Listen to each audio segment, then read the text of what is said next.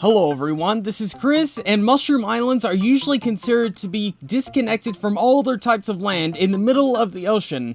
However, today's seed is quite the opposite, where it is essentially just another type of biome just sitting itself right in the middle of several other different types of biomes. We will of course get to that soon enough, but first off, let's very quickly talk about the spawn point, which is right here, right in this plains biome, surrounded by dark oak forest and surrounded by quite a decent number of biomes. We have a savanna over there, we have a desert over there, just over the hills over here, we have an ocean, and we have a swamp over here. So you are not short of any types of different types of biomes that spawn. And you're also not short of amethyst geodes, which, by the way, heading right around here, right to this one swamp, you actually get one of the submerged amethyst geode. So yeah, about maybe 100, 200 block walk to get yourself to your very first amethyst geode.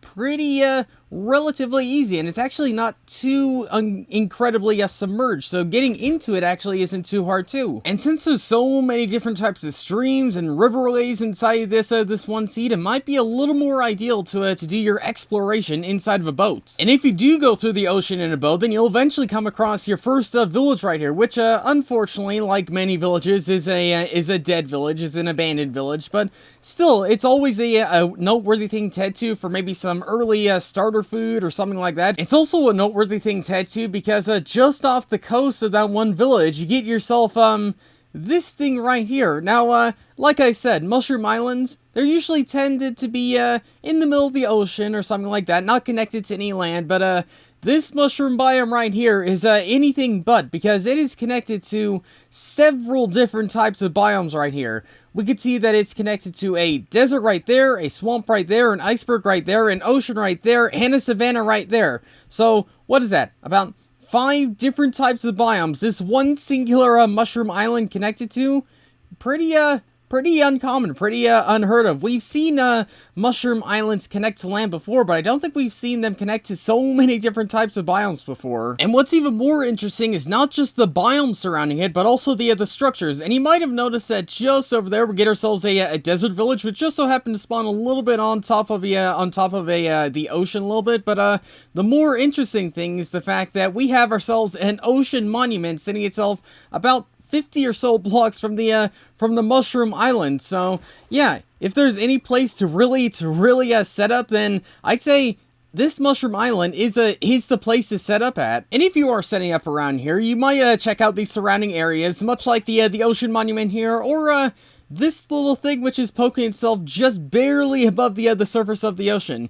Yeah, it's a shipwreck, obviously, but it's always interesting to see just the smallest little bit of it just poking itself right above the surface. And kind of surprisingly, if you do happen to get the treasure map and stuff like that to go look for treasure, then it will take you to back to the mushroom island right here, and dig yourself down just a few blocks here is your treasure. So yeah. So even like some surprising, shocking things I didn't know about this mushroom island still leads you back to this one particular spot. So again, this is the place to head to. This is the place to go. This is the place to set up your base, or this is the place to do other types of things like that. And heading off this way from the ocean monument, we get a few other different types of structures. First off, we get this one village, which just so happens to spawn ever so slightly inside the swamp, which means, yeah, you do get yourself a few different types of swamp villages, along with a blacksmith right there, which is always a handy thing to have. But also surrounding this one village is actually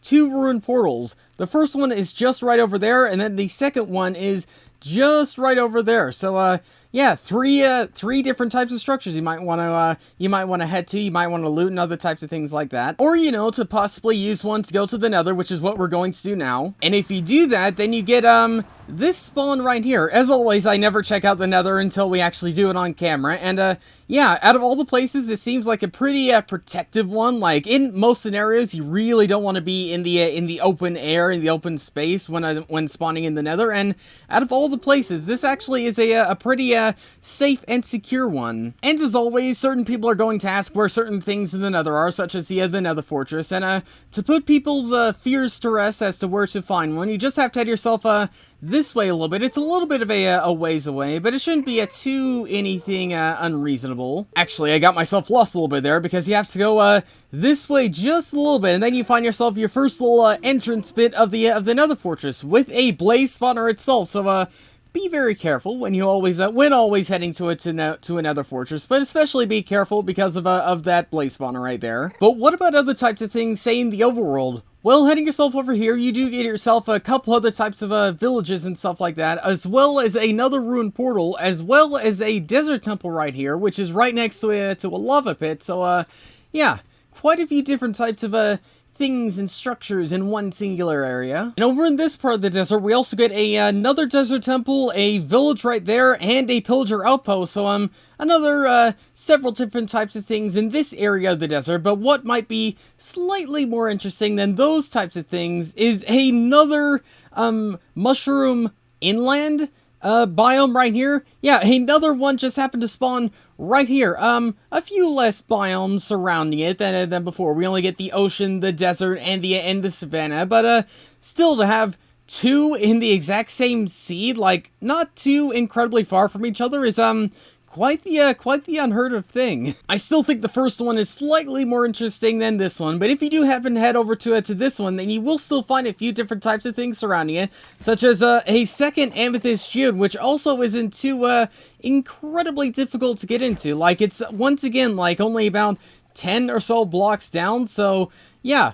Really easy to get into, really easy to get your amethyst shards, and really easy to get one of these things. And since this is a seed filled with deserts and savanna, it would be pretty rare to not find one of these biomes right here, the Shattered Savanna, which still, as of 1.17, is still one of my favorite types of biomes, because out of all biomes, again, inside of the current update, is still one of the most crazy and interesting types of ones to find. And something else that is pretty interesting is the fact that when we're right around here, we could see 4 different types of villages. We have one right there, we have one just over there in the distance, we have one right below us, we have another one right there, and we have ourselves a desert well. But more to the point, it's still kind of interesting that we're able to see 4 different types of villages all within in eyesight of each other. And yeah, that's pretty much some of the most interesting things inside this seed.